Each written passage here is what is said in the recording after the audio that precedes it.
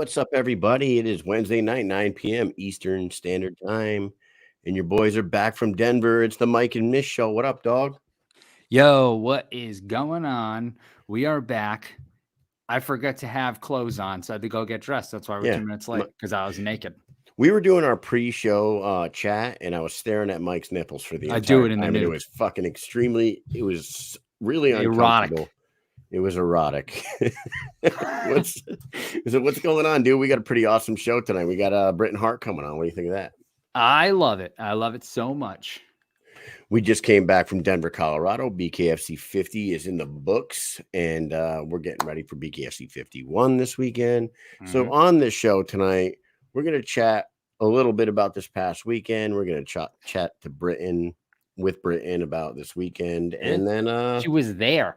Yeah, she was there, and that's Yes, you know what, she was there. we reunited, and it felt so good. Yeah. Yeah, we hadn't seen Britain in a long. And it felt so good. Yeah, we haven't seen her since March when she fought Jenny Savage in her home state of Virginia. And here we go, right back in her home state, different city this time, but she gets to defend her belt again. And I think at some point today during the show, we're going to give away something, right? We're going to give away a picture of her. Yeah, we have a Britain Hart picture we're going to give away. We got a dope-ass picture of Britain Hart autographed. Do we even have that? We can just show it right now. And say, I don't have it. Nope. We don't have it? It's in the fucking messenger, dude. Yeah, I'll get it. Yeah, so, yeah, well, we're back from Denver. Mike, Lorenzo Hunt did it again. What do you think, man? Chris Camozzi is about the most game opponent he's probably ever stepped in there with. I mean, Mike Richmond gave him a run for his money in that first round, and who knows what would have happened if it went to a second. But it didn't go to a second, so we move on to the next one, and that next one was Chris Camozzi, and man, they went at it for 5 rounds. When we were there watching ringside, I was feeling like neither one of them were engaging as much as they should. I think they both were showing each other huge respect. A lot of respect, yes. A lot of respect, being ultra conservative with the way they picked their shots and whatnot. And there were some moments, dude, where Chris Camozzi showed how goddamn tough he is. When like there was a shot, I want to say it was maybe even the first round when he got clocked a few times. When he got cracked with an overhand right, it looked dead in his mouth, and like he bounced his back off the top rope, and then went like that, and and I just unplugged my headphones. Hold on. Oh, nice. But he did that shit, man. He like slapped his chest in a downward motion and smiled and charged forwards towards Lorenzo. That was fucking cool as hell.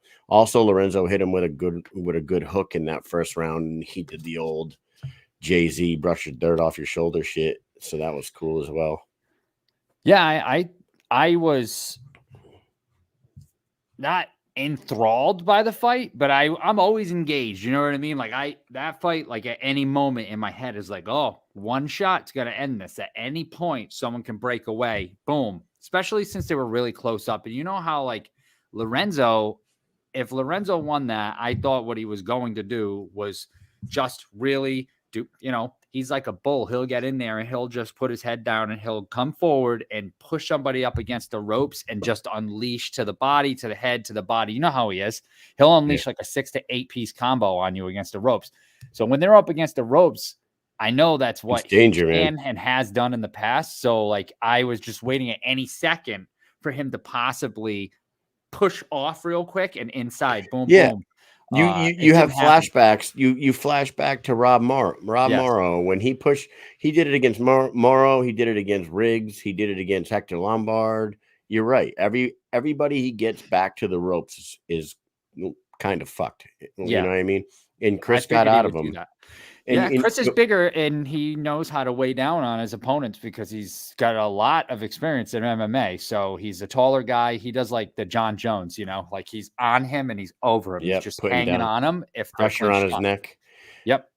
And when it came down to it at the end there, I personally did think that Lorenzo won the fight on site at the moment when the last bell rang, standing there where we were standing. I thought Lorenzo probably pulled it off, but it's close. It's fucking real close. And when Jeff Houston said we have gone to a split decision, I had no idea what was going to happen. I was like, oh, what? and I'm like, oh man, this hometown, you know, they're not Denver judges though. You know what I mean? They're wherever.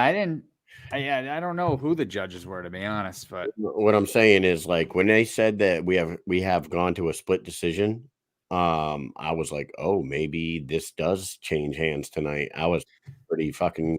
Yeah, I was like, oh, what I the was hell intrigued as fuck. Well, the at whole that place point. was. The whole place was like, Yeah, and you know what? place went silent. Dude, the embrace of Chris and Lorenzo with the hands up, that's like an iconic photo now. That Yep, was cool as love it. hell. Shout out to Nick Vespi who fucking snapped that one.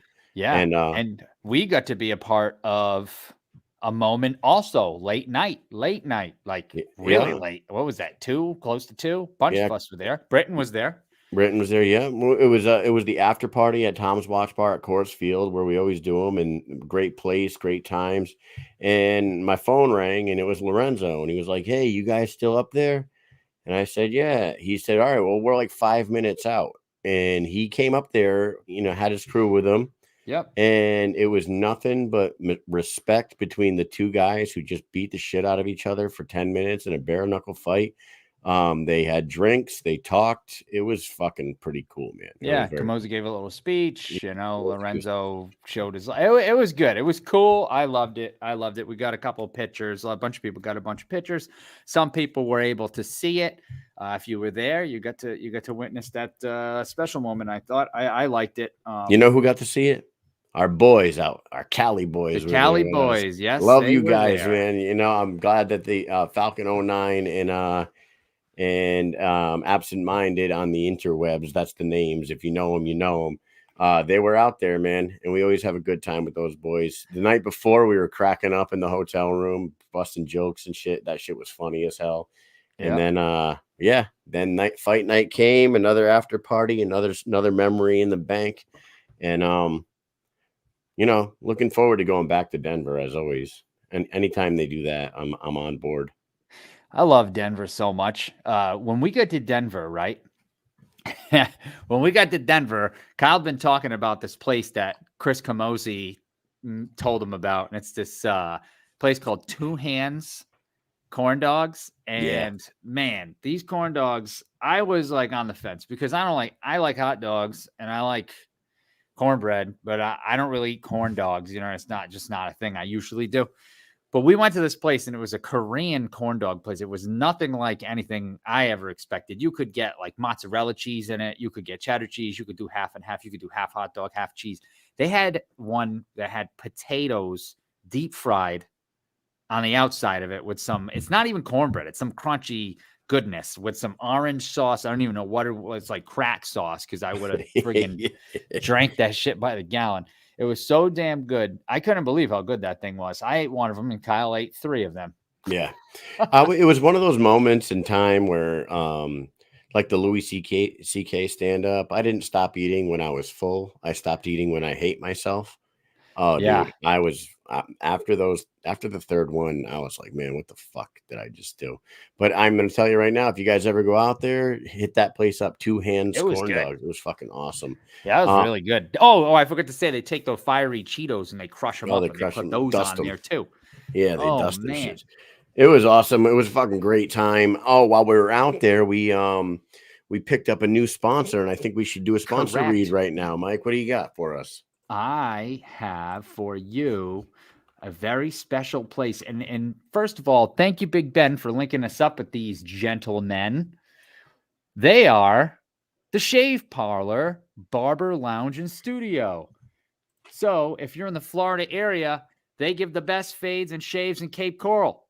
Did you know about that? Don't walk around looking like a schmuck. Go get a haircut. Certified shave and fade masters, Jay and Omar. They do beards too. They're beard specialists.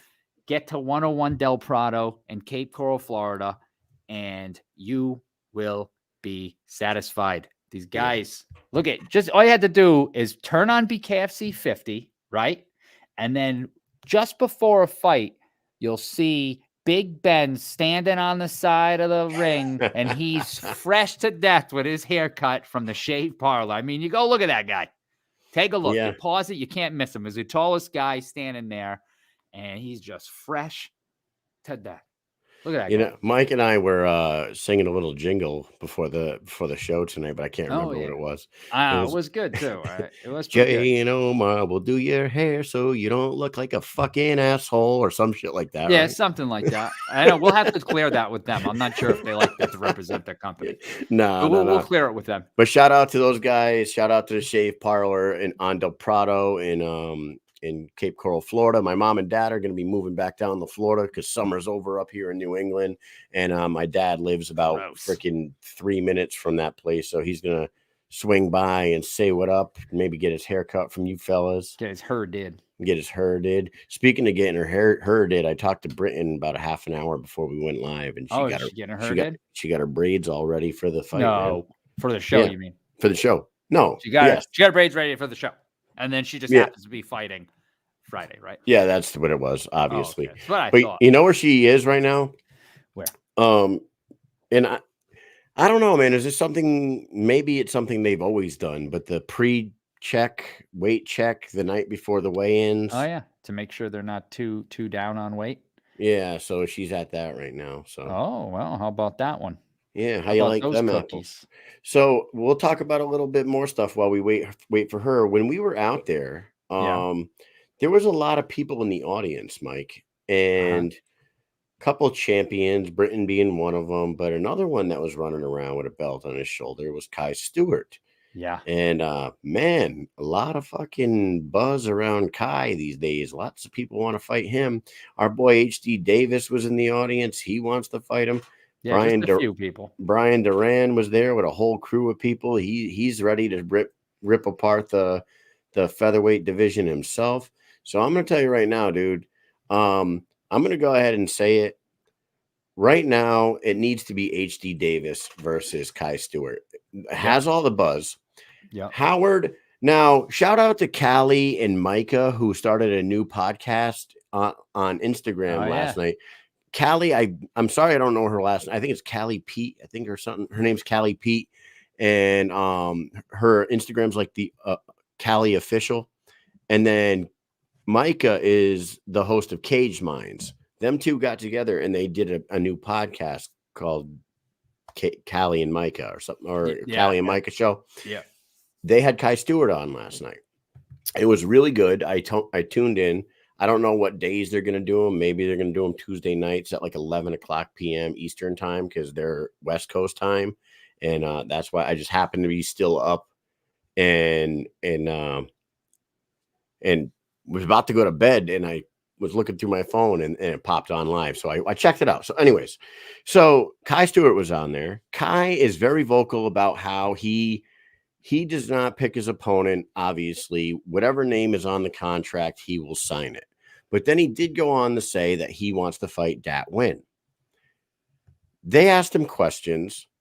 Yeah. He said that Dat is the more established fighter. He's the bigger name. He's got 70,000 followers on Instagram. He wants to fight in front of that kind of audience. Howard needs to fight another top 5 fighter to earn that title fight. He said that on that show. Then somebody brought up Jimmy Rivera.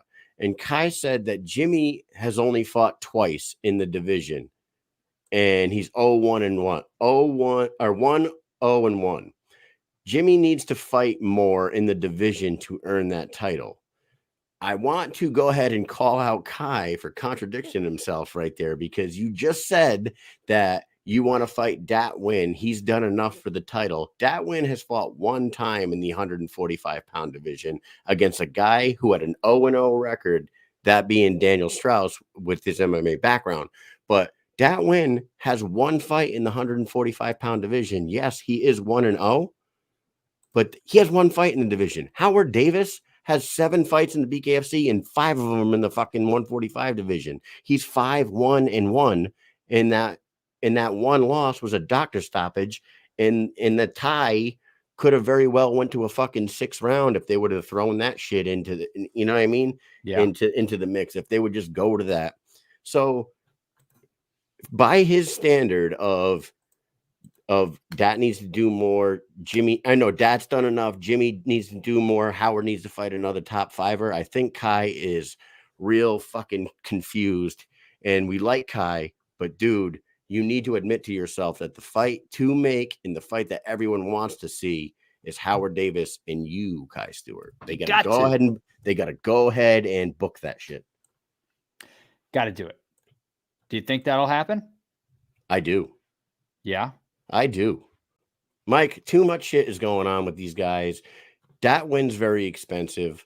I don't know how he carries such a high price tag and demands such a fucking. I don't know. I don't know what it is about Dat win. We all like that too, but that's no global fucking superstar. I don't know why he has this aura around him where he can, call the shots. Dictate the division. Yeah, he can call the shots. He can't do that. He's 1-0, and that's that. Sure, yeah, sure. I think, to play devil's advocate, I think it's the fact that he was a champion, and that might be the pull that he was a champion, never lost his title. Mike, he walked away from the company. I know. He dropped the belt and walked away from the company because he wasn't getting his way. That is like somebody just called it, and I don't like to say this about shit, but diva, he called him a diva. That's diva shit, man. I want more money. I want to do this. Let me do what I want to do, or I'll fucking walk away. And then he came back and said, I'm still the champ. I hate to tell you this, but you're not. You're not the champion anymore because you walked away from that. And then they came back, and you know what? He came back, and they gave him Luis Palomino 2 divisions up. They gave him a title shot as soon as he came back, and he didn't win. A lot of people might think he did, but he didn't. So he walked away from being the 135-pound champ, came back, hat in hand, asked for another fight. They gave him a title shot as soon as he got back, 2 divisions up against the best in the world. He didn't win.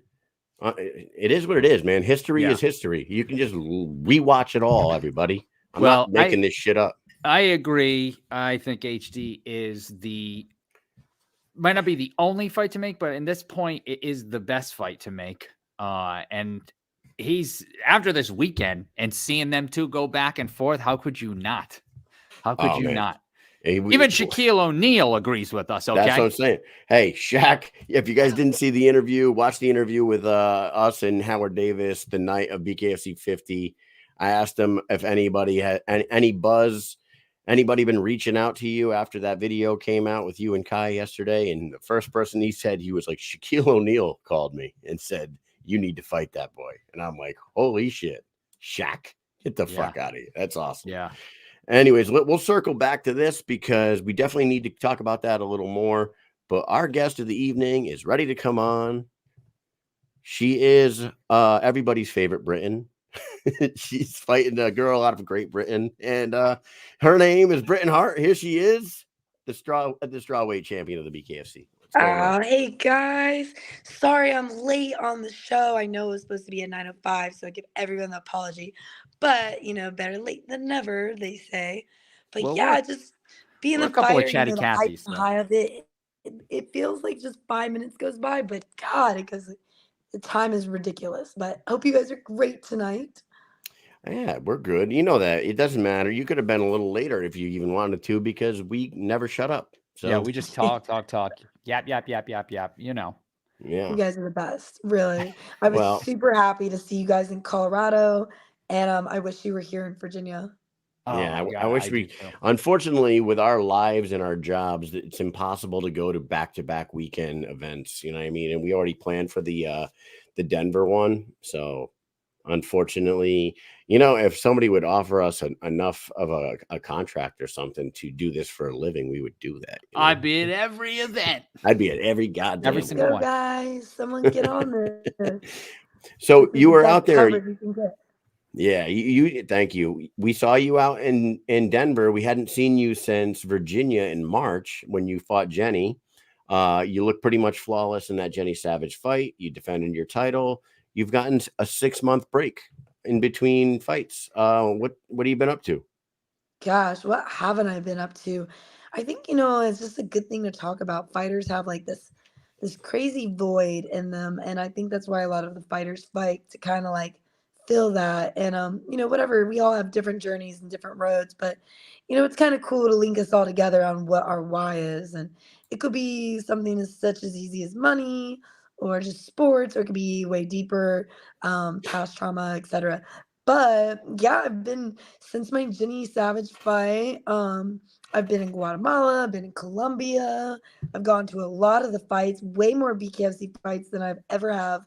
And that's really nice. I love being an ambassador of the fight. I love my belt. And really, the reason why is because of people like you and the fans. And that's what kind of keeps me going and what keeps me so busy is because, the world is so much bigger than your backyard. And just going out there to see it and spread that love and the experiences and it makes you stronger. So then I'm like, after going to all these BKFC fights, I'm like, where's my fight? Like, it's been like around 3 months. I started freaking out a bit.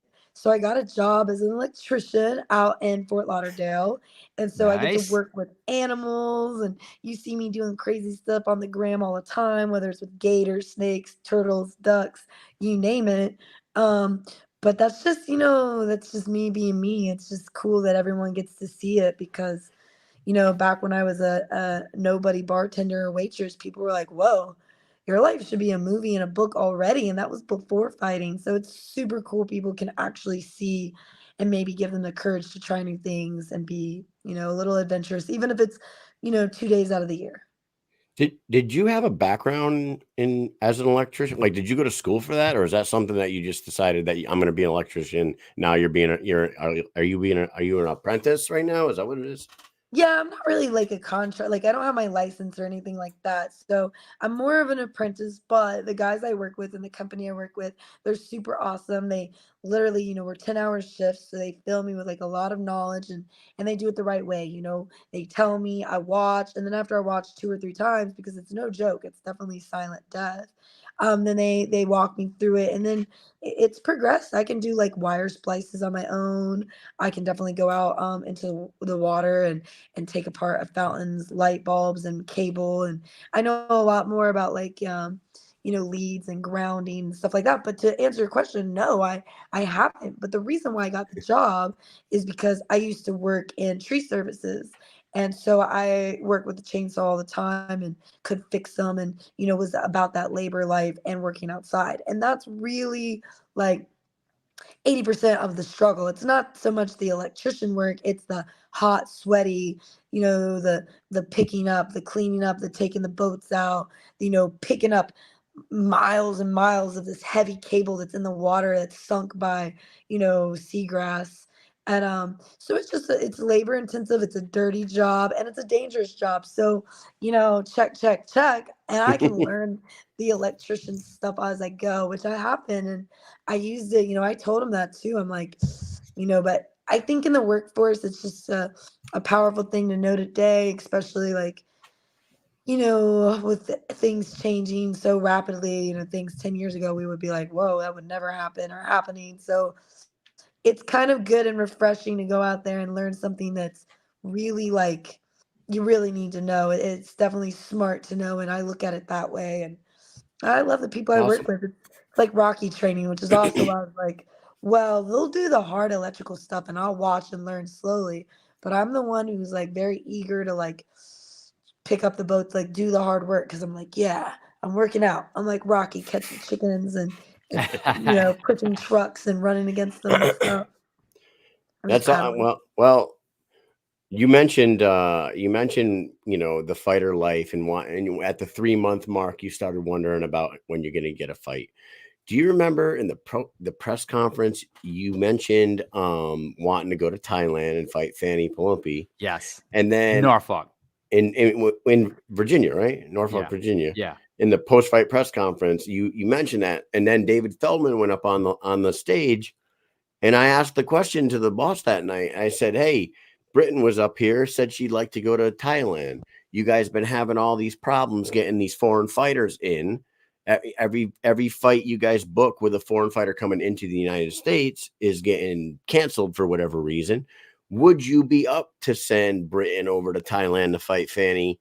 And he shot that shit down in a fucking blink of an eye that night. Yeah, he did. He shot that Yeah. shit down. He was like, I would much rather have them come over here and like, we don't need to showcase our talent over there that night. He said that.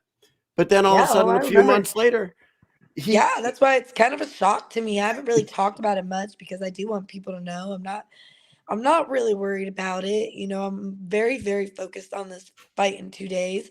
So I haven't really reflected a lot of thought or energy into it, but it's definitely still shocking, but it's it's here not and Fanny anymore. It's Poe Denman, which threw everybody off because Fanny's the 115-pound champ over there in Thailand. Poe Denman fights at 125, and they booked that one prior to you getting the Melanie Shah fight booked. So this threw everybody for a fucking loop. It didn't make any sense to us.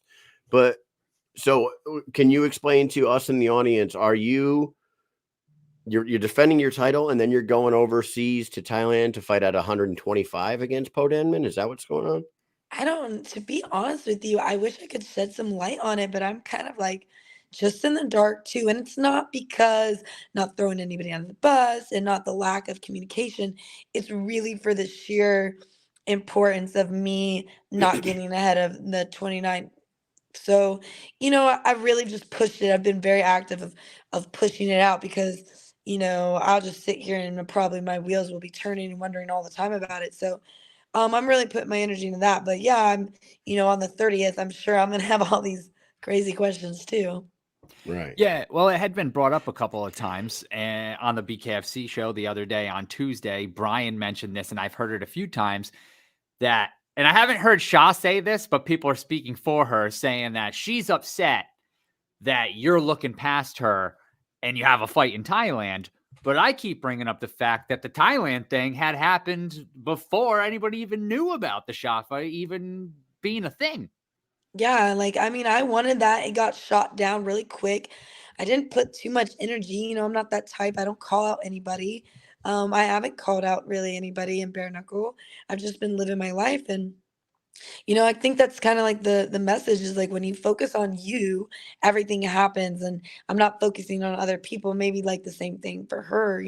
I think she should focus on herself too and not what I'm looking past. Because if I was looking past her, I would have already posted the fight poster. I feel like I don't know if she said it, but like you said, people are speaking. So I don't want to assume and take it personal. Yeah. But if that's something that she thinks or is saying to other people and they're parroting, I'm gonna shut that shit down real quick because the facts are is that's a bomb card. That's exciting card.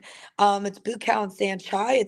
It's something that I literally asked for and I don't want to say beg, but something that people that are close to me know is a big, big deal for me to fight in a different country. That's like literally the biggest thing on my bucket list that I haven't done. So it means everything to me. But at the same time, I could have canceled and said, well, I'm not doing the Virginia fight because I want to do, I don't want to chance anything. Like a champ and fighters do that all the time. Like, well, I don't want to, at the time the Thai fight was brought to my attention. I haven't even signed a contract for Melanie. So I gave her that respect and like honored, like, you know what, this comes first. I've learned better in my life to not count your chickens before they hatch, and tomorrow's not promised. And so I'm gonna do what comes first. Melanie, had her performance on that card that she just fought and was a bit of an underdog. And I'm definitely about giving somebody a chance who earned it and was promised something.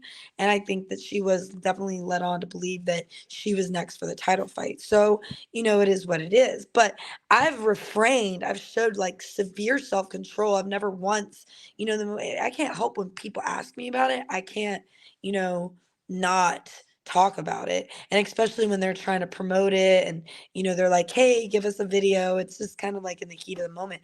But I have the fight poster already made. I'm already on the fight poster. I haven't shared it, not once. And I I'm think if I was looking past her, I would have.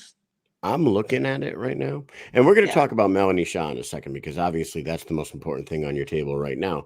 But the poster of you and Poe has a belt in between you two, and it says co-main event world title fight.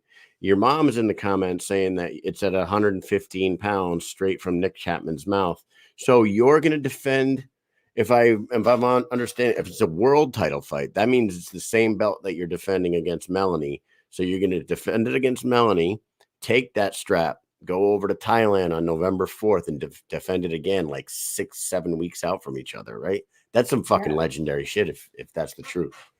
Yeah, and it is, and that's why, I didn't shut it down. I embraced it because that's me. Like, I do unheard of things. I'm not, I'm not like the other fighters. I'm really not. And I think sometimes, it's been so much because I've gone through the underdog. I fought past that, and now people are kind of, they say you're as good as your last fight. So now because I fought stupid Jenny Savage, people are like, oh, Britain's this and Britain's that, she's getting easy fights. And it's like, well, I mean, people weren't saying that like a year ago. I worked up really hard to that point. And now I can't really face that I fought like all the top big dogs and won. And now it's like, I mean, I don't see anybody calling me out. I don't see anyone saying that they want the belt. And if they do, I'm right here. Like, I've always been right here. Now, this, I get these lectures all the time. Like, you're the champ now. Champ doesn't do this. Champ doesn't do that. Champ doesn't do blah blah. But you know what? I'm Britain Hart, and Britain Hart does. Britain Hart has, and I think, if I'm being honest, I do look at it as a legendary thing. People don't do that, and that's why I gave my respect and was nice. In my comments about Melanie. I think that maybe people misconstrue it, and I give her all the props in the world for her career and her journey, but at the same aspect, my props and my journey are my own too. And it's something that I really hold dear to me. So when someone comes in and threatens it, I have to take it personal in that moment. So many people are like, oh, it's just business. Oh, it's just a fight. But it's not when your whole life depends on it, when your whole world is built around it, when, it's something that you want more than anything. Like, you're like literally saying, like, if someone comes into your house and is going to rob you and take your, like, you know, your grandma's vase of ashes. And it's like, whoa, like, it might be so stupid. It's a vase to you with ashes in it, but it means something to those people. You would go batshit crazy if someone came in and stole your urn, That's not okay.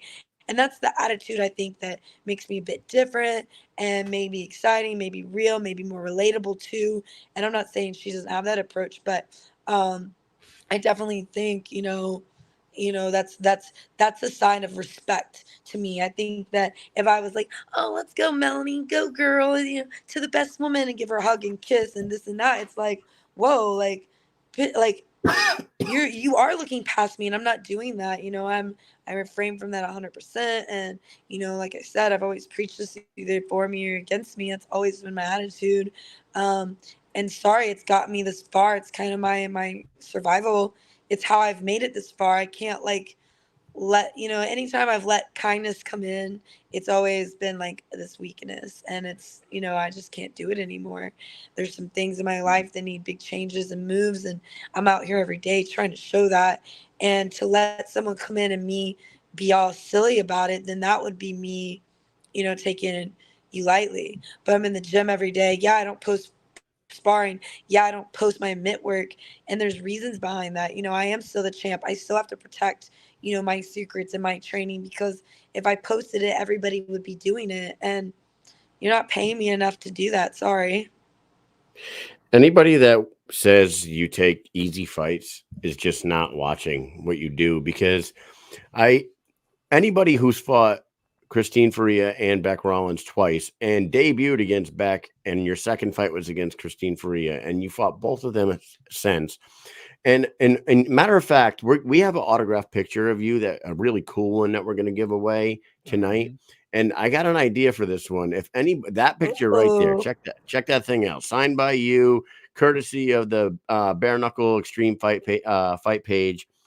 Russ and Country over there. Shout out to them guys. Extreme Bare Knuckle awesome. Fans page. Yep, Extreme Bare Knuckle fans page. We'll give that picture to the first person that can give us the total combined record of everybody she fought in BKFC. This is not that hard. Combined record of her opponents before they fought her. Go. Add them all together, because the number is extremely impressive. And I bet you fucking money that nobody else on the roster has a number like that in front of their record at all. So anybody that thinks that you take easy fights is crazy. Let's talk about your next fight, Melanie Shah.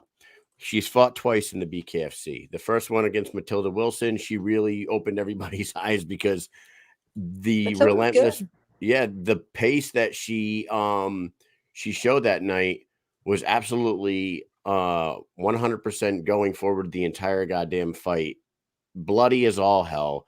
And then we were like, when she got her second fight, we're thinking, I wonder if she's going to fight this one a little different. She didn't. She did the same damn thing against Sydney Smith. This girl that you're fighting on Friday night is pedal to the floor every time she steps in the ring. Might not be the most technical fighter in the world, but she's willing to take some damage to give some damage. What are your thoughts on Melanie as a fighter? And how do you see this thing playing out without giving us game plans or anything like that? Do you see it looking anything like her first two fights? I mean, if it's not broke, don't fix it. I think that I expect that that's her secret to recipe, like her recipe to success. I think it takes somebody very special to have that type of fight style, and so it's definitely not overlooked. Yeah, she's definitely that. I would not imagine, and especially with Christine being in her corner, I would not imagine that it would be anything other. But, as you guys know, with this impressive number coming up, I mean, I've fought different styles. And, I think even with that picture with Charissa, who looks like she was awesome. She's tough and she comes forward. And I know her game plan was to kind of rough me up and put that pressure on. And, I handled it well. So I believe in myself with that style of fighting. I also commend it. It makes the fights fun. It makes the fight entertaining. I like that about a fight. When I fight other people that are more experienced, they are like more sit back and it's like, oh, now I gotta be first because I'm the pressure fighter. Like I started off like Melanie. People used to say the same shit to me, and it used to hurt my feelings a bit. But a lot of the comments were like, Britain's not the most technical fighter, but damn, she has heart, and look where it got me. So it's definitely something to be aware of, and I think it's a great thing to have, but it's not the only thing to have. Your style from fight 1 to now, you're going into fight 11, I think. You're going to go to fight 11 here. You just said it yourself. Your technical boxing skills from the first time you stepped into the bare knuckle squared circle to now is night and day. You are fucking one of the best in the world at it. You are cerebral with your attacks. You pick your shots. And yes, even the way you hold your hands is different nowadays from fight 1. It's a completely different person. And you've told us the whole story many times on this show. Different coaches, different gyms along the way have really molded you into what you are today. So I commend you on that for sure. Thank you. Definitely unorthodox, but I'm super super proud of it, and like I said, it keeps my why strong. Anytime I'm having a bad day, it's that reminder that it's not just one place relying on me. It's all these other places that poured their love, attention, and time to me. It's for them too, even if I'm not there. It's one of those things. I'm always with you. Like I'm always thinking about the people who made an impact in my life. 100%. Are you surprised that they gave her the shot? Are you surprised that she doesn't have too many? She's got 2 fights. She did have a strong fight, as we just spoke about in her first bout. And then we saw her second fight, which was a little bit fast paced. They got really tired really fast. She did get dropped in the first round. She came away with the win, but it wasn't like a wow decisive win. Do you feel like she's being fast forwarded in there because there's nobody else in the division right now to put Not forward? really. I think people like overlook, some people like I think focus a lot on the numbers. Because I was like that. I really wanted this chance to fight this one girl, and I only had 10 fights experience, which is like kind of like crazy we're talking about. But I only had 10 fights experience and she had like 30. But still, I had 10 fights under my belt, and they didn't give me the fight. And I remember being really, really upset about it. I still, to this day, feel like I was robbed an amazing opportunity to fight in Madison Square Garden on a girl that I was highly capable of beating. I would have beat her, like, and it would have been so huge for me. And I felt like I got robbed because of that number, you know? Yeah. Um, I think that she's definitely put it out there that she is like 50 underground fights. And as we Yes. know, we can share about the sport. Bare knuckle was illegal for a long time. It was an underground sport. So it's really just like a fast paced, evolving sport that some people haven't even heard or didn't think it was a thing. But, she's had her underground fights and, she kind of has that Bobby Gunn story and he's super awesome, successful bare knuckle fighter in that aspect. And, you never know. And the same thing for me, you got to think when I fought Beck, I had, you know, she was a UFC fighter, and Yep. I was my pro debut and only had like, 6 boxing fights, maybe. And look what I mean, I really won that fight. It was a split decision, but whatever. It was because of the politics. But then I went on and, it's like, look at those things that I did. I still, win or lose, had an impressive thing. And sometimes we lose sight of that as well with the fighters and what we're doing. It's definitely a source of entertainment. Because if we go on there and win, that's not enough for you fans at home. And I speak to the majority. I know, the 10% of people legitly are like super fight fans and are like, can appreciate a freaking jab. But there's a majority of people are like, oh, she just threw one punch the whole time. And that would be bad to her or, to the general public, where it's like, to us fight fans, we're like, damn, that girl only beat her and throwing a jab. That's cool. Like, it's definitely a perspective thing, but we are entertainers and so somebody like her is with I mean it's a great fight and it could disrupt a seasoned fighter and boxer, not me, because I've had the story that I've had, so I'm not worried about it. But at the same time, I give the respect and credit and think that same thing. I would be pissed if I didn't get my shot, so I'm not Sure. going to be a hypocrite and say, oh, she doesn't deserve it and her little, it's like, damn, like she thinks she has it. I remember when I had that feeling, and those girls, I think they did really underestimate me. So I know that feeling too. But it's definitely, I'm here to definitely set the record straight. That's not me whatsoever. But it's Oh, because I'm different. what I get worried about when something like this happens, and which is great, she took the fight, like you said, when you fought Beck, you were brand new. Beck had all this experience. So in its bare knuckle, you never know what's going to happen. But what I worry about is when people get fast track like that. And if she goes in Friday night and loses, now she's back down, right? And I wonder if that'll be held against her. So people will start sliding in front of her. And when is the next time? So like you hold on to the belt for a while, people might go, well, if you dominate her, then people go, I don't know if I want to see that fight now after she fights a few times. And they're still kind of like, we saw that already. You know what I mean? So she kind of like get fast tracked and then pushed to the back. That's what I get worried about with some new fighters, because it's like, I'd rather see them kind of build up a little bit and then fight. So then we know they're kind of at where they need to be. So, Yeah. and then That's a very valid point, and it's something that unfortunately, like, I live with that daily because I'm like, man, I don't want people to think that I'm just like chilling and cruising here, and sometimes I do think that, but for me, for in order for that to happen, I would have to retire or walk away from the sport and be like, hey guys, it would be a very selfless thing for me to do for sure. And be like, I think that the women need a chance to fight each other and grow. And as long as I'm hanging around, you're not going to get past me. I mean, it was the only person to get past me at 125 is Christine. And, that division, and I worried for her in that division. Like, the only person that's going to beat her is going to be me. And there's not really anybody else. And look at Beck. I went the distance with Christine. Beck can say all she wants, but she went, what, 2 rounds with her? She can't even, no one can even hang with her yet. So, like, what about that division? It's yeah, a definitely a hard place to be for the ones who sacrificed and gave it all in the beginning. I wish we could get rewarded some way. I really do. Like a severance pay or something. Like, give us a severance pay to go away for like a year or two and be like brand ambassadors. Let these females build up. But then Yeah. that's me and her being like putting our dreams and goals and stuff we worked for. It's definitely a thought, but like, man, it's like I always say, you got to kill me to get my belt. So am I capable of doing that? And I don't know. Yeah. Yeah, it's tough. That's really tough right now with the way the divisions. We need more fighters, more female fighters.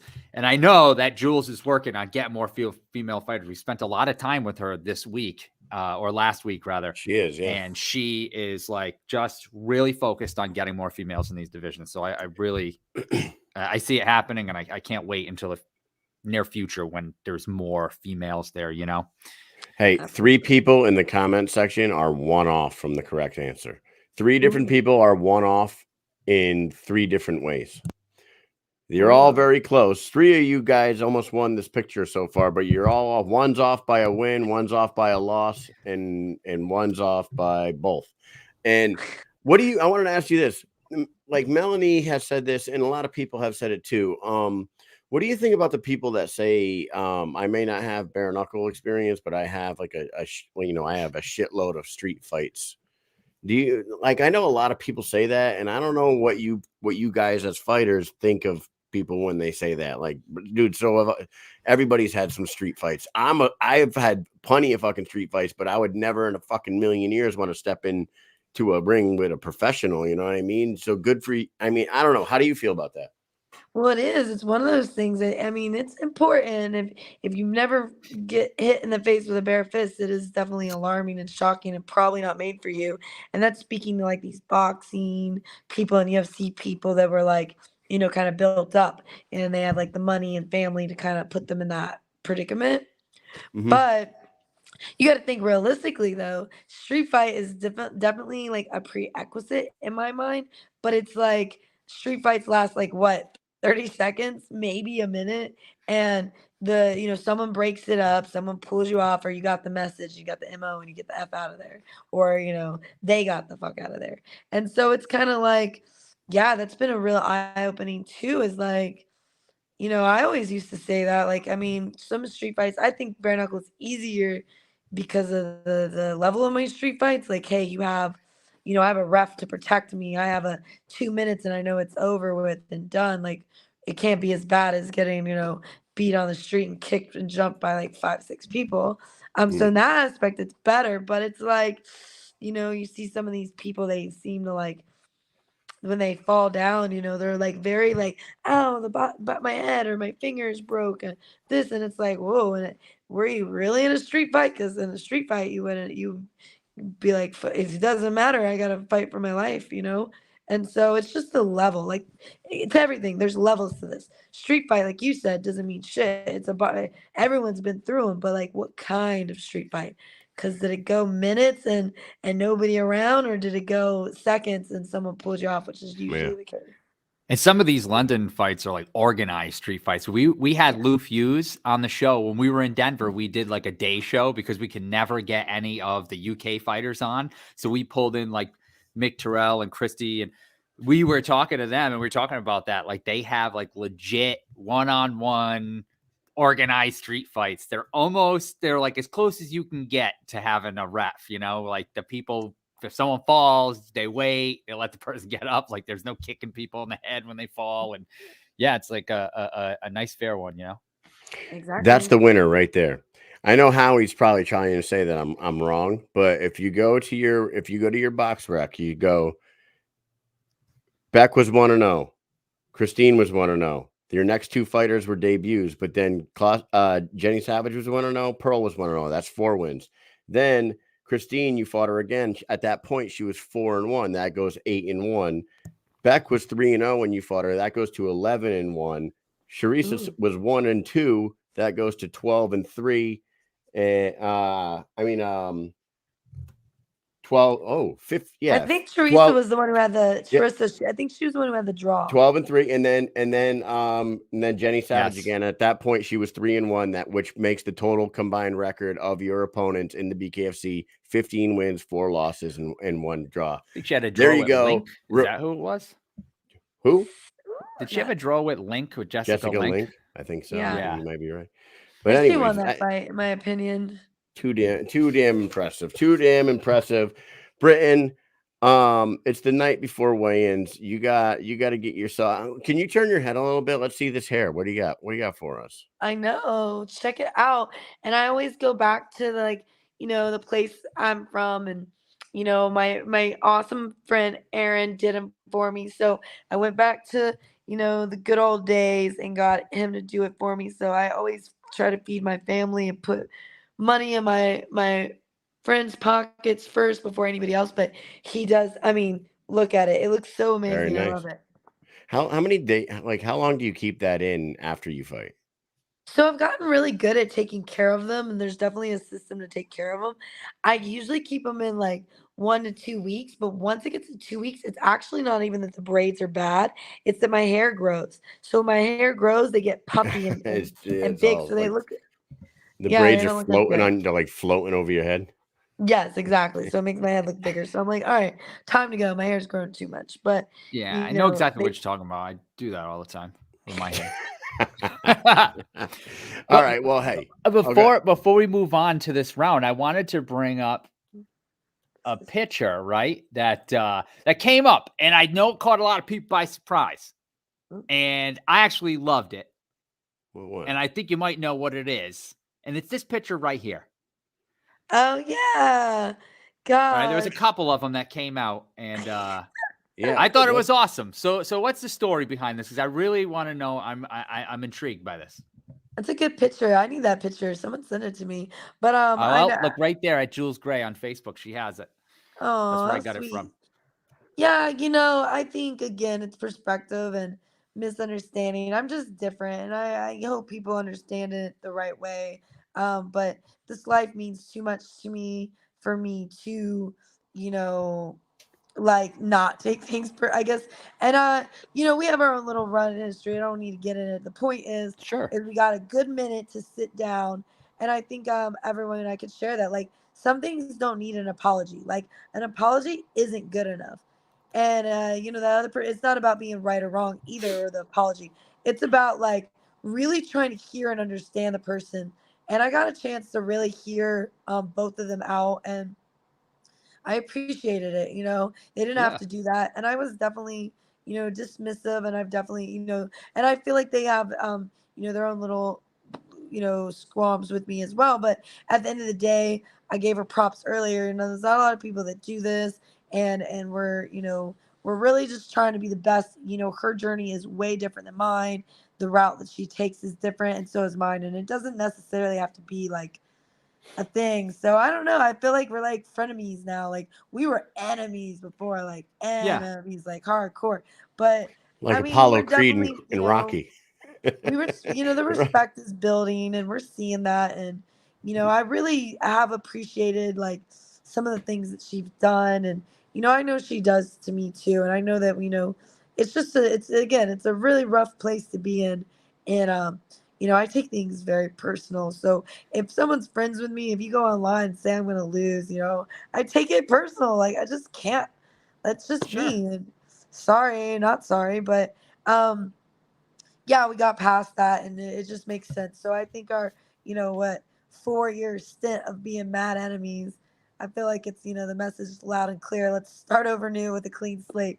But funny, she's cornering my opponent, so I was it's just like, gonna say whoa, that. we're still against each other, Yeah. bitch. But no, it's all respect, and I don't fault Melanie. I'm not mad at Melanie whatsoever. I think that she has to do what she has to do, and if that means pulling in the one chick that's beat me to be in your corner, then hey, that shows me that's a flag in my head. Oh, you're coming for, like, you think you're really coming for it. So I have to step up my own game in that aspect. So I'm definitely, again, a Britain on high alert is like, ooh, ooh.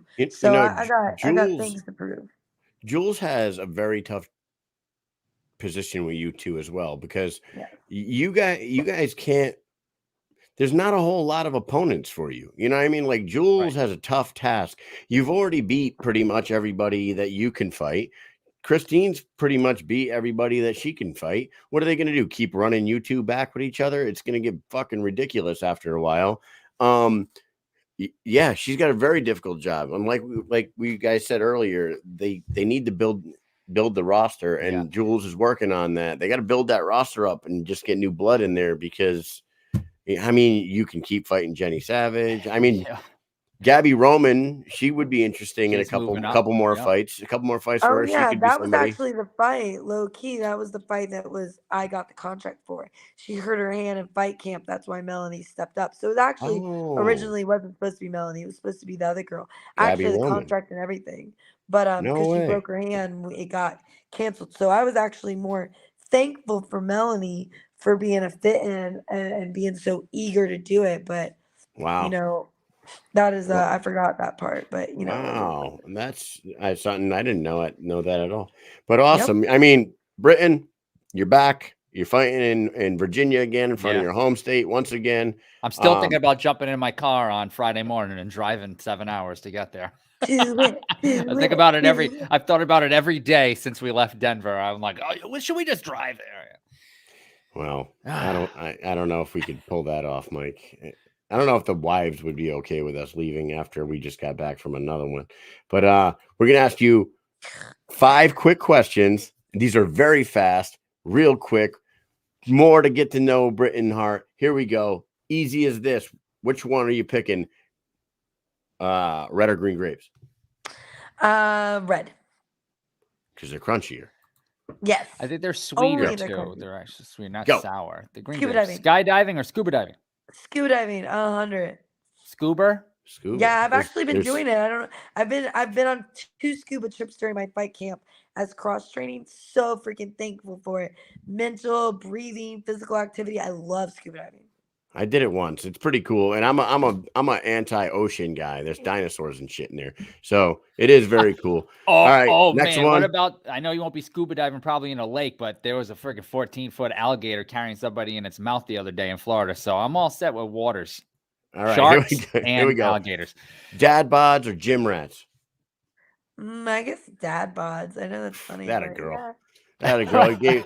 All you fucking guys in the comment section, there's hope. Yeah, all right? There's a whole list of them watching the show that are just jumping up and down right now. That's a prerequisite for our comment section is dad bod. And some of them might not even have kids. Here we go. Number 4. We don't know how Roberto Armas got in there, but we'll get him out. Dance club or strip club? Oh, yeah. I love that guy. He's awesome, though. He's funny. But dance club for sure. Yeah. Okay. 2 more. Popeyes or Chick-fil-A?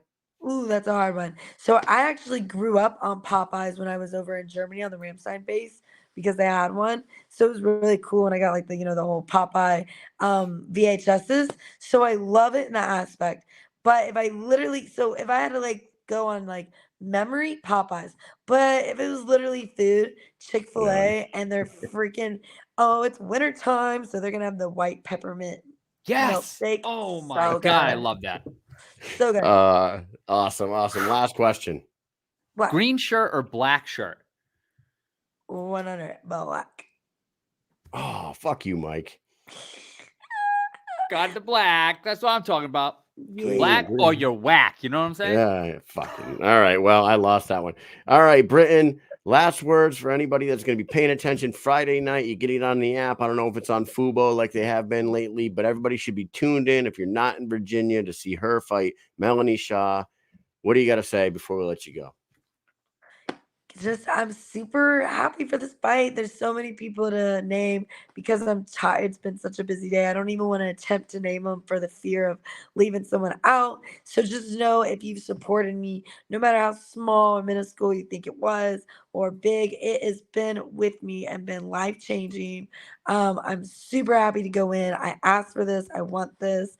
The people who made it possible and helped, just thank you. Thank you so much. And I can't wait I'm looking to have my best fight ever on Friday. It's going to probably be a banger for everybody and to enjoy on Friday night. Thank you so much for coming on. Good luck tomorrow with all the weigh-ins and all that bullshit. And then we'll see you on Friday night. Not in person, but on the screen. We'll be tuned. Got it. All right. All right. Take it easy. Night, Bye. guys. Later. See you. Later. All right. Britain 11.0 Hart back at it again. 6 months off, man. She's usually this is her 11th fight, so she's obviously one of the more active fighters on the roster. God. Yeah.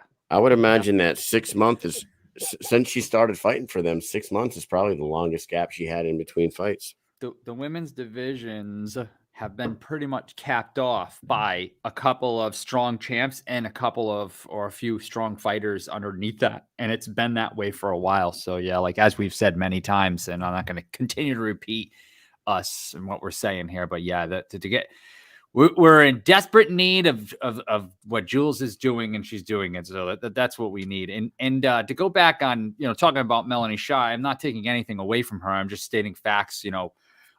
She's a game opponent. She's going to come forward. She's strong. She's competitive. She has the will to win. She's flying over from another country again. Pretty much late notice title fight at 2-0. That's tough. And I commend her for doing that. Absolutely. But it's, it's a fact. She has 2 fights. This is her 11th fight, and she has fought the best female fighters there is in bare knuckle right now. And she's won every single fight except not to the champion. You know what I'm saying? Dude, that's pretty much how it's been. She's only lost to A, the best female fighter there's ever been, and B, the first ever Police Gazette champion. So who was a former UFC fighter on Tough. And dude, in the second fight against Christine, they went the distance, and it was a very tough fight. It was it was right. It was very close up into the last round, and Christine just took the last round. It is what it is. Unbelievable. She's and like you said, Melanie Shah is absolutely a fucking G for taking this fight and taking it on after 2 wins. If nothing else, Melanie Shah is one of the most entertaining fighters you're going to see in the fucking women's division. This girl puts on a damn show every time she goes out. The only 2 times we've seen her, it has been a fucking war. Both times she even got dropped. I think, did she get dropped in both of them? Did Matilda drop her? Maybe not. But I know that Sydney dropped her once, but she got dropped, got back up, and kept on coming. Yeah, it was pretty early in the fight. She got dropped. It was crazy, man. It was absolutely fucking crazy.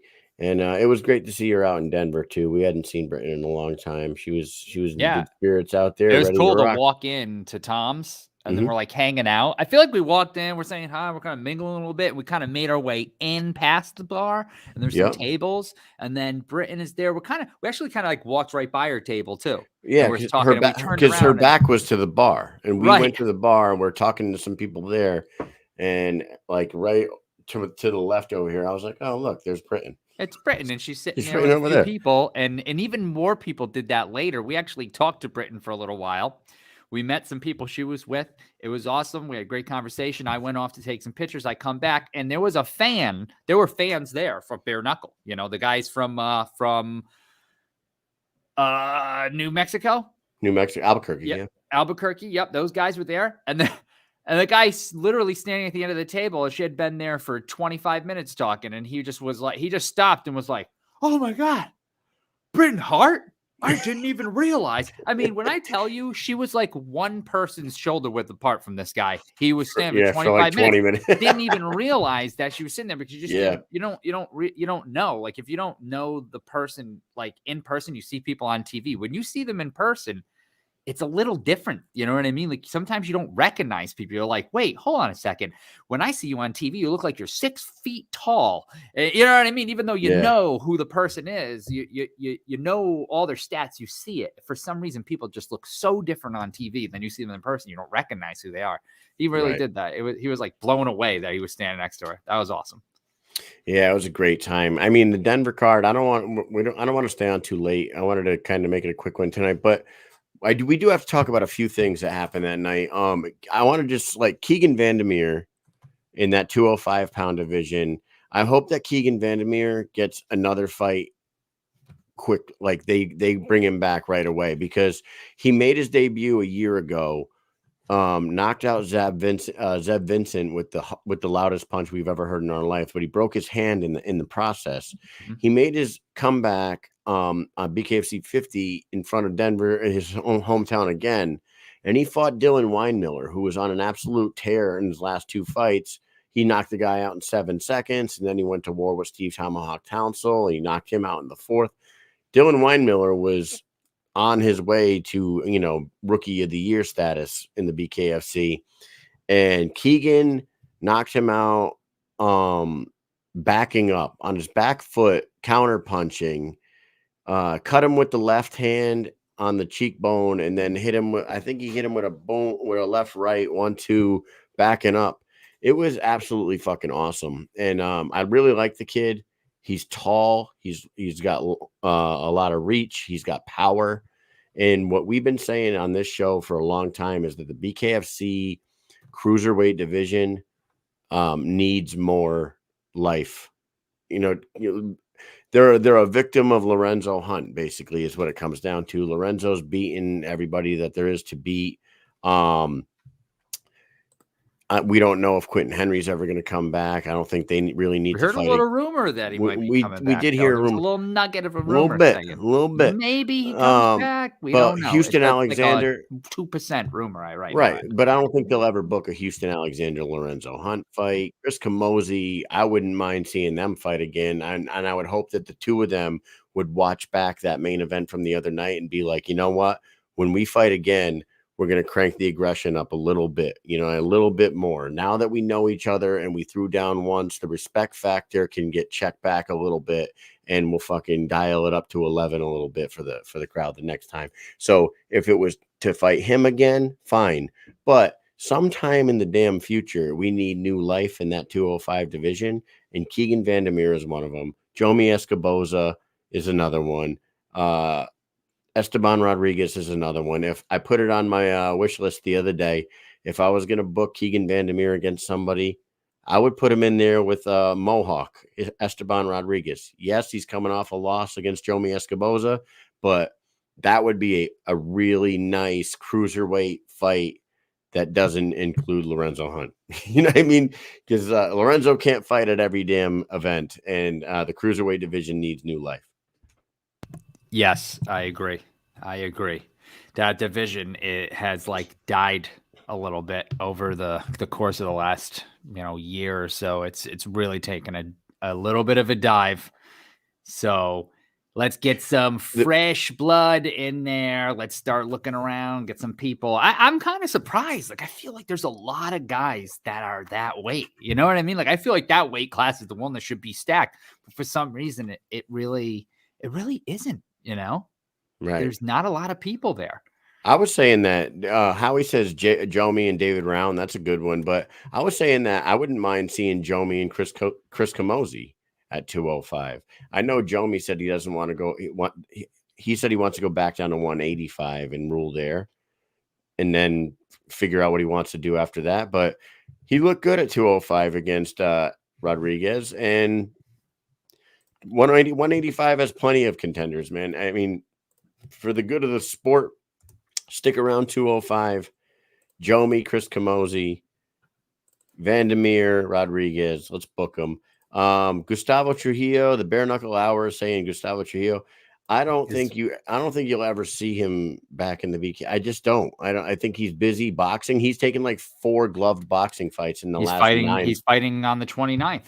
Yeah. And the rumor is that Keegan Vandermeer might be filling in for somebody on the 29th boxing. Really? Yeah.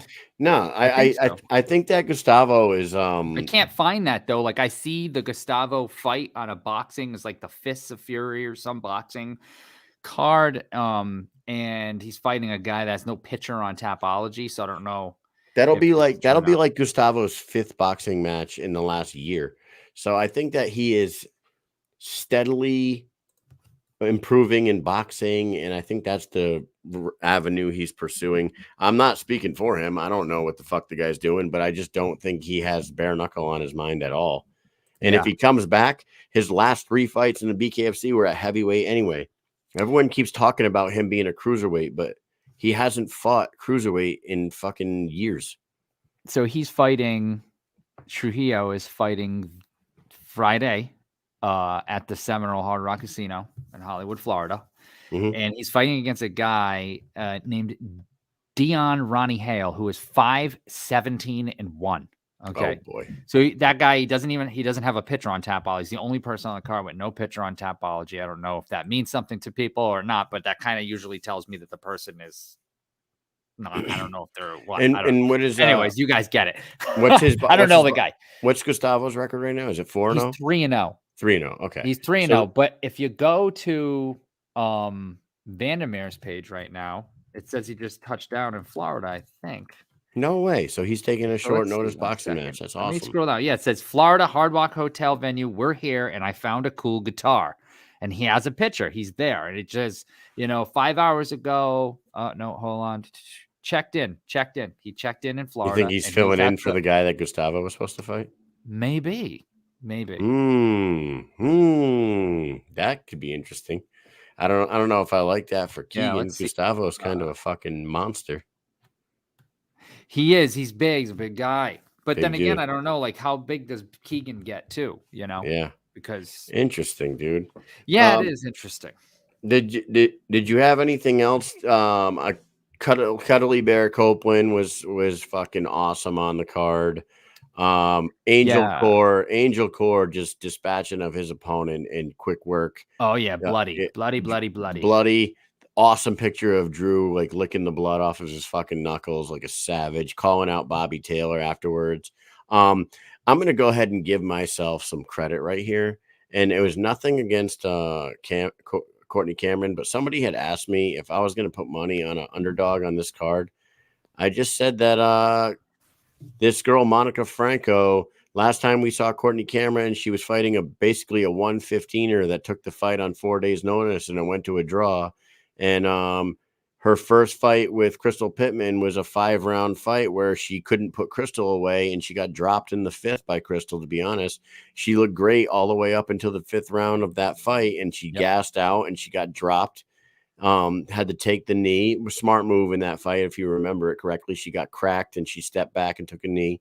A pro move. Took her time. Yep. But she gave up a 10-8 round in that first fight. Won it, unanimous decision over Crystal Pittman.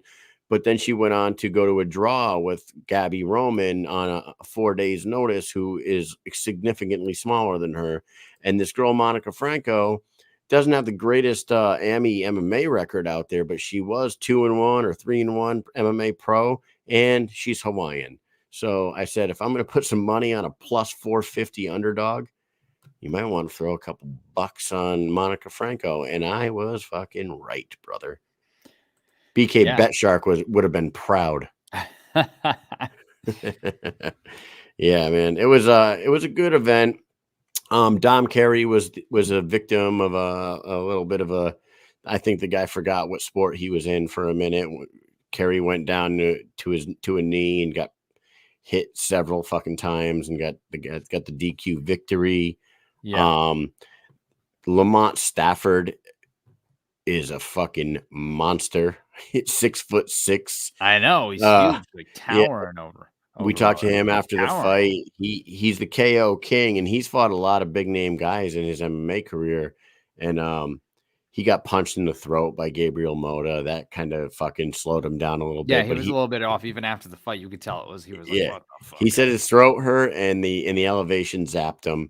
And one more that I wanted to just mention was Marcus Edwards at 175 pound division. Marcus Edwards could be a player in that division. He went out there and got another win. So fucking good time out in Denver once again, Mike. I had a blast. And now we got Virginia Friday night. Did we say Strode Caprio? Oh, Strode Caprio. How can I forget that? Strode Caprio. Yep. This kid, you know what? This kid, everybody that watched the show last week got to know him a little bit. And congratulations. He got the knockout of the night bonus. He went through a lot of turmoil, and he talked about all the shit that he went through and climbed out of, and he went in there against Caprio. And I am going to tell you, dude, I'm going to rewatch it back, but standing there live in the audience, I think it was one of the best single rounds we have ever seen. It was fun. It was fucking awesome. Trading knockdowns. They were banging right up until the right up into the bell. They were swinging on each other. It was great. And then spend some good time with Caprio. Yeah. He's awesome. You got to hang out with us in the truck. That was fun as hell. But then Strode landed the kill shot, broke Caprio's jaw, unfortunately, in the second round, put him on his butt and got the win. But he didn't break it. Oh, yeah, that's right. He didn't break it. That's right. We got word that it wasn't broken. It just his teeth. His teeth. He broke his teeth. Got loose. Yeah, I think he originally thought it was broken, was not broken. Yeah, that's right. That is good news for anybody that thought it was broken. Yeah, we went to bed thinking that was the case. Yeah, that's because I remember how bummed he was, and I was like, tomorrow morning we'll eat some scrambies and talk about it. You remember? Yeah. He was kind of like bummed out. And I was like, don't worry. Tomorrow morning we'll eat some scrambies and talk about it. Which we did eat some scrambies and talk about it. I don't think he ate scrambies, but we did. Yeah, we did. Yeah, and Zeb Vincent got, CWB, his the crazy white boy. Zeb Vincent bounced back and got himself a nice victory to start off the night and pop that crowd big time. He looked good, and it was fun talking to him afterwards. And then these two gents, Christian Torres is in a war every time he steps in there. It is what it is. Everyone just needs to be ready for that. And Golden Boy Yates, we talked to him last week. He comes out of a lineage of bangers, you know what I mean? And coming out of Vanderlei Silva's camp for like 12 years. Went in there, broke one hand in the second round, broke the other one in the fourth, and then fought the fifth with two broken hands and came out of there with a victory. What a savage, man. Yeah, take a look on our YouTube page. Got the interview with Yates coming out. It's in YouTube, but it didn't make it public yet. Same thing. We've got another interview with Isaac Doolittle. I will be releasing both of those tomorrow, so pay attention to the YouTube page, and you will see the Yates and the Doolittle interview. Doolittle's looking to fight Josh Dyer, and we are looking to see it. Yeah, I'm going to tell you that because I would love to see them two. Those two guys run forward. I'm afraid that there's a 50% chance, right, that they run straight into each other and knock each other out by headbutt. You know what I'm saying? I love both those guys too, dude. Isaac Doolittle is a beast. He is done with the 175-pound division. He said, I'm not cutting that weight no more. I want to stay at home in the 185, and I want D-Day, Kendall himself. Let's go. Let's go, boy. Right, Mike? That is correct. You always got to shout out, let's go, boy. And that's the way the world works. You know what I'm saying? Shout out, let's go, boy. That is it, man. We did get a shout out, let's go, boy, this weekend. We did. And, real quick, I don't know if we don't want. There's 10 fights on the card Friday night. Main event, co-main event are fantastic. The one that jumps off the page, we got the whole card, right? The whole card's there. I've got all the single cards too.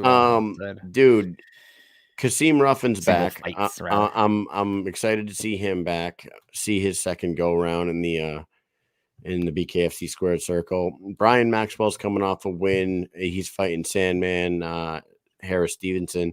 But the Grosu Blake Lacaze fight. Yes. That one's got my attention. Because Stanislav Grosu is a fucking dog. Yeah. And he's a hella entertaining fighter, and he could do some damage. And Blake Lacaze is some fights he looks amazing. Others he just runs into fucking buzzsaws like he did it with Doug Coltrane. And I think that one right there, those two guys are going to put on a fucking show. That one right there has fight of the night written on it for me. What do you think? Oh, the co-main, obviously. That one's going to be competing with the co-main. I think the co-main is like, everyone who's been watching BKFC for a while, where everybody knows who Joe Elmore is. You know what I mean? Like, he is verbose, he is strong, he is just gung-ho, he loves fighting, he loves jumping out of planes. He gets adrenaline junkie. He's always there. He's a fun guy. He's not a hateful guy. Like, he just wants to fight and he loves it. And those guys are friends, by the way, too. So like, they're gonna beat each other up. They're gonna have a little bit of fun, but they are definitely friends. But I even feel like if you're not friends with Joe Elmore, he's the type of guy, right? And this is how I'm gonna explain. Like, he has a big heart, that guy. Like, when you meet Joe Elmore, you know that he's a ruthless son of a bitch. You know what I'm saying? Like, he will fight to the death. He loves it. He loves it. He loves getting cuts. I bet he loves to bleed. He loves getting punched in the face. He puts his face out there. He takes shots to give them. That's how crazy. But he is like he's a sweetheart, so to say. You know what I mean? Like you meet him and he is a very nice guy. He's a very, very nice guy. I always like running into Joe Elmore. I think he's such a nice dude. And Mrs. Elmore, I don't know what her first name is. Maggie May. She is right. Like the biggest sweetheart too. We had they're the super best, nice. We had the best time with them too down in Greenville, South Carolina. Last time we saw them. Yep. So, yeah, and Dustin Pegg, he's a fucking beast. He should be 3-0 in the BKFC right now. He unfortunately was a victim of a DQ in New York when he made his debut. So those definitely, it's gonna be that one. Could have fight of the year written all over it, to be honest with you. I just said Stanislav and Blake could be fight of the night, but I forgot that those two were the co-main, and they got a challenge ahead of them. And that's it, man. What else do you want to talk about? Well, I noticed that Howie mentioned Jenkins, and for whatever reason, I don't know why I don't have a picture of him for the fights, and I think that's why maybe we skipped over it. But Tony Jenkins, Jenkins came out and he made pretty much light work. Yeah, he's 2-0 now. 3-0. 3-0. All finishes, I believe. So that's in the 185-pound division, which that division, it's been like the same 5 guys in the top 5 for like 2 years now in that division. So, with him in there, that could get interesting. Yeah, the website, if you go to fighters and say all fighters and you search Jenkins, it says 0-0-0, right? Yeah. Tony Jenkins, 0-0-0. Then you click on his name and it says Tony Jenkins 2-0-0. And then when you scroll down, it says win, win, win. So, well, don't even get me started on that fucking website, dude. Don't even get me started. That website still has. If you go, I would love to help fix that, dude. If you go to you go to welterweight, go to welterweight right now and look at the top 5. Yeah. And Luis Palomino is the champion, and Gogo is not even listed. Jake Lindsay's number 1. As of earlier today, they may have fixed it by now, but I said to Mike, I go, look at this shit. Gogo's the fucking champ of the division. Who's putting the fucking information into this website? How do you completely just leave Gogo? Gogo's not there, right? No, not in there. Luis Palomino, Jake Lindsay, Snake, Franco, Brito, Duran, Henry. Unbelievable. Duran, Henry tied. And and then Brian Duran is tied for number 5 at 165. Mm-hmm. Yeah, riddle me that, Batman. What the fuck is that?